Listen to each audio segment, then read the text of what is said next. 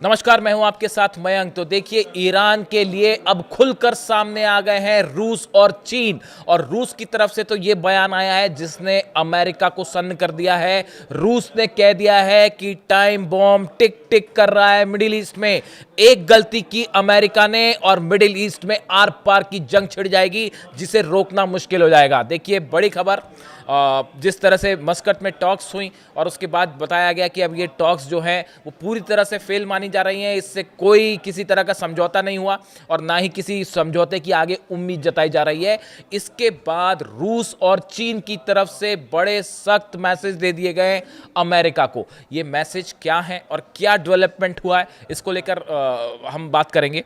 देखिए, सबसे पहली और इंटरेस्टिंग बात, जब ये टॉक्स हो रही थी मस्कट में, ओमान में, अमेरिका और ईरान के बीच, इसी दौरान अभी बातचीत चल रही है और इसी दौरान एक प्लेन टेक ऑफ करता है तेहरान से।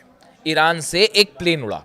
प्लेन कहाँ के लिए उड़ा? प्लेन उड़ा बीजिंग के लिए और ये प्लेन पहुंचा बीजिंग। अब सवाल ये है, इस पे जो एयर स्पेस पे नज़र रखते हैं, आजकल चीन से जो प्लेन ईरान जा रहे हैं और ईरान से जो प्लेन चीन जा रही है, रूस जा रहे हैं, एक एक प्लेन पे जो है अमेरिका नजर रखता है। तो देखिए, बातचीत के बीच में ये प्लेन उड़ा तेहरान से और बीजिंग पहुंचा। अब इस प्लेन से कौन गया था बीजिंग? इस प्लेन से तेहरान से ईरान के उप विदेश मंत्री काज़ेम गरीबाबादी जो हैं वो पहुंचे थे बीजिंग। जी हाँ, ईरान के उप विदेश मंत्री अब्बास अरागची साहब विदेश मंत्री हैं, उनके डिप्टी जो हैं, डिप्टी फॉरेन मिनिस्टर जो हैं काज़ेम गरीबाबादी, ये पहुंचे बीजिंग और उनकी चीन के उप विदेश मंत्री से बातचीत हुई। और बताया जाता है कि जो बात ईरान और अमेरिका की हुई, उसका पूरा ब्रीफ उनको भी दे दिया गया कि भाई ये शर्तें अमेरिका रख रहा था, हमने ये बात कही है। और एक बड़ी चर्चा हुई है ईरान और चीन के बीच में इस न्यूक्लियर डील को लेकर। दोनों तरफ से बातें रखी गई, यह भी तय हुआ कि आगे क्या करना है। और इसी बीच चीन की ओर से बड़ा बयान आया। चीन के उप विदेश मंत्री की तरफ से बयान आता है जो कि सीधा सीधा अमेरिका को संदेश माना जा रहा है। और चीन ने कहा है कि ईरान के पीसफुल एनर्जी के लिए एनरिचमेंट का जो ईरान का अधिकार है, हम उसके साथ खड़े हैं। चीन ने साफ शब्दों में कह दिया है कि ईरान का न्यूक्लियर एनरिचमेंट का अधिकार का चीन पूरी तरह से समर्थन कर रहा है।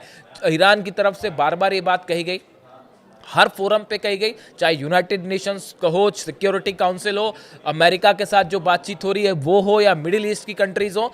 ईरान ने हमेशा साफ शब्दों में ये बात कही है कि हम एक इंडिपेंडेंट कंट्री हैं, न्यूक्लियर एनरिचमेंट हम पीसफुल प्रोग्राम के लिए कर रहे हैं और ये यूरेनियम का एनरिचमेंट करना जो है हमारा अधिकार है, यूरेनियम एनरिचमेंट करना, और हम इसे किसी सूरत में नहीं छोड़ेंगे। ये बार बार ईरान कह रहा है। और अब जब खास तौर पर मस्कट में ये बात फंसती दिखाई दे गई डील में, अब चीन ने भी साफ साफ कह दिया कि हम ईरान के परमाणु कार्यक्रम के साथ हैं।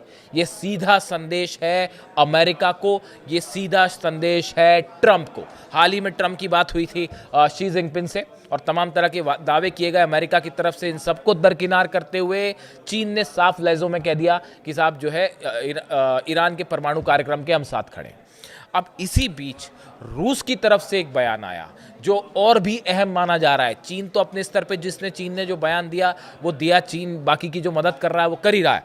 लेकिन अब रूस की तरफ से एक बयान आया है जिस बयान को एक बहुत बड़ी चेतावनी माना जा रहा है। और ये कहा जा रहा है कि ये जो इशारों में रूस ने जो है बहुत बड़ी बात कह दी अमेरिका के लिए।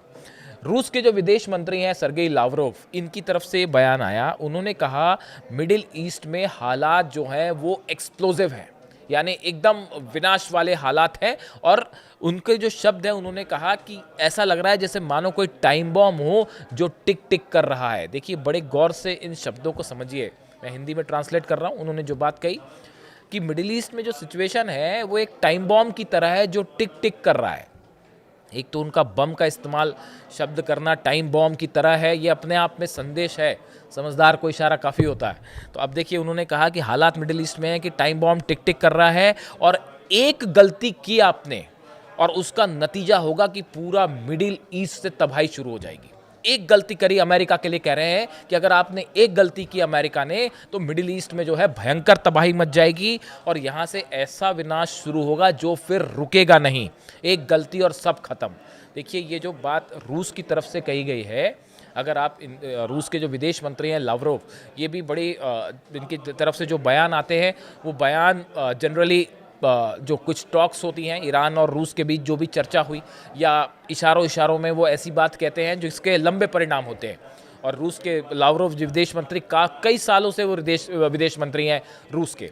अब उनका कहना मतलब पुतिन का कहना। तो अब आप सोचिए पुतिन क्या कह रहे हैं। पुतिन कह रहे हैं साहब टाइम बॉम्ब टिक टिक कर रहा है।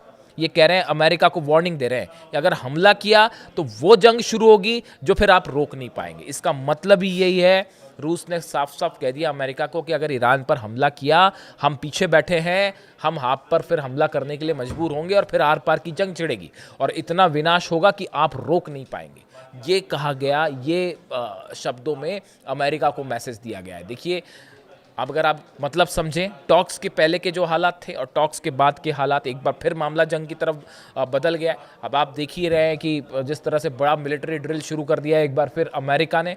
वॉरशिप्स जो है फिर प्रैक्टिस करने लगे हैं। हमला कब होगा, कैसे होगा, हमला करने की हिम्मत जुटा पाएंगे नहीं जुटा पाएंगे, वो एक अलग मुद्दा है। लेकिन ईरान तैयार है और ईरान के साथी तैयार हैं, जो पिछली बार शायद नहीं थे ईरान के साथ। 12 दिन की जंग में अकेला लड़ता रहा ईरान, पूरी दुनिया ने देखा।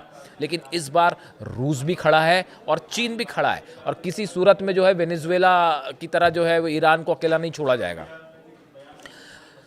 देश, पूरी दुनिया की 2 महाशक्तियां इस समय ईरान के साथ खड़ी हैं और सीधा मदद करने को तैयार है। ऐसे में अमेरिका के लिए कतई आसान नहीं होगा कि जंग की शुरुआत की जाए, उसके बाद जो रिजल्ट्स होंगे वो बहुत भयंकर होंगे। और देखिए, सबसे बड़ी बात यह है, इजराइल का तो कहीं जिक्र ही नहीं हो रहा।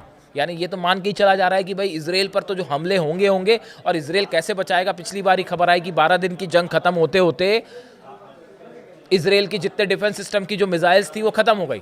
आयरन डोम हो, चाहे थार्ड हो, चाहे पेट्रियाट हो, ये डेविड स्लिंग हो, इनकी जो मिसाइल्स फायर करता है इजराइल ईरान की मिसाइलों को इंटरसेप्ट करने के लिए, वो इंटरसेप्टर मिसाइल्स खत्म हो गई। उसके बाद बड़ी मुश्किल से जो है आनन फानन में सीज फायर करना पड़ा। इस बार जंग होगी तो क्या होगा। अभी तो ये बताया जा रहा है कि इस तरह के दावे हुए अमेरिकी अखबारों में कि अमेरिका के पास ही वो जो डिफेंस सिस्टम्स है वो कम पड़ गए। क्या तो इराक में तैनात करे, क्या सऊदी अरब में करे और क्या कतर में करे और कहाँ कहाँ तैनात किए जाएं, क्या यूएई में करें। भाई मिसाइल तो किसी भी बेस पे गिरेगी।